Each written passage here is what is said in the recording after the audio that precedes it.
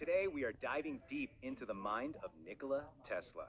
This is a man whose ideas were so far ahead of their time that they literally laid the groundwork for the wireless world that we all just, well, we take it for granted now, don't we? And just listen to this quote from the man himself. It's the perfect place to start because it just nails how big he was thinking. He wasn't just tinkering with sending a few messages without wires. No, he saw an entire planet that was alive, interconnected, buzzing with information in a way that must have sounded like purest science fiction back then. All right, so to really get how he plans to build this huge brain, we first need to wrap our heads around this one truly radical idea that he had. I want you to picture the late 19th century. The whole world is being stitched together, literally, with thousands and thousands of miles of telegraph and telephone cables. Progress meant laying more copper, more wire. And right in the middle of all this, Tesla looks at the ground we all stand on and has a thought that went against everything. What if we don't need the wires at all? This idea basically flipped conventional thinking completely on its head. For everyone else, the Earth was this big thing you had to dig into to bury your tables. But for Tesla, the Earth was the cable.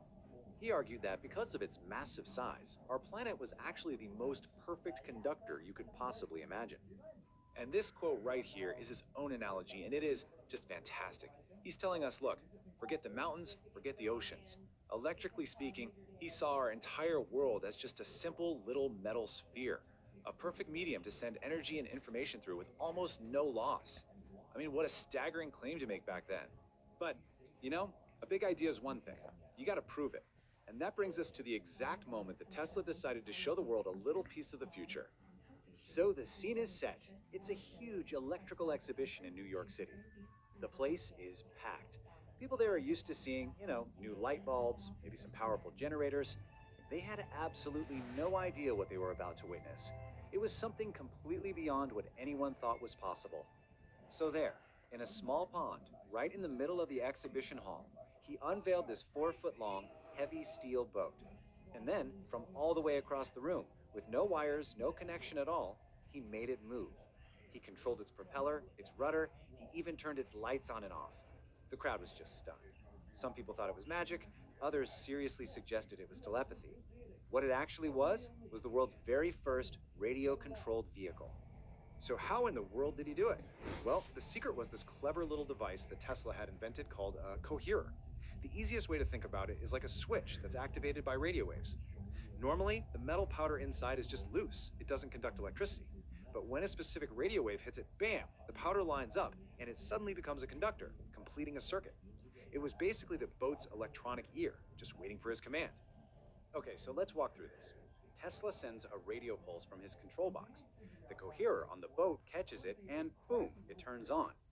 This then triggers a little mechanism inside the boat, this rotating disc that had different commands on it. Turn left, go forward, turn on the lights. Each pulse from Tesla would just advance that disc one step, making the boat do something new.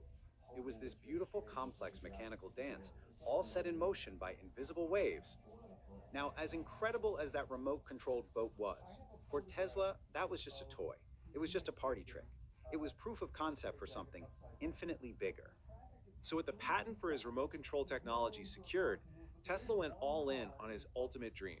He started building this massive facility out on Long Island, and at its center was this colossal transmission tower. This was Wardenclyffe, and it was the prototype for a system he truly believed would change humanity forever. And here's the crucial thing you have to understand about Wardenclyffe. It had two revolutionary goals.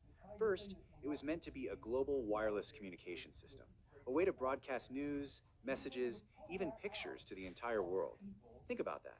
It was basically a wireless internet, conceived in 1901. But the second goal, wow, that was even more audacious. To transmit electrical power directly through the Earth itself, making it available to anyone, anywhere with zero wires. And so we come back to this wild idea of the Earth as a brain. With his world system, Tesla calculated that a single, pretty small power plant could send signals and energy to hundreds of millions of devices all at the same time. The sheer scale is just breathtaking. He was imagining a future of infinite, cheap, and easy communication and energy for every single person on the planet. But, of course, this grand vision of a connected, wirelessly powered world, well, it never came to be. So, what happened? What went wrong? Well, the project collapsed for a few key reasons. First, the money dried up. His main financial backer, the incredibly powerful banker JP Morgan, pulled his funding. At the same time, a competitor, Guglielmo Marconi, was having huge commercial success with a much simpler radio system that just captured the market. And finally, you just have to wonder, was the world really ready for this? The whole idea of free energy for all wasn't just revolutionary, it directly threatened the entire business model of the growing power industry. What came next was just a messy, decades long legal war over who really invented radio. You had this whole flurry of lawsuits popping up involving Marconi, other companies, and Tesla himself.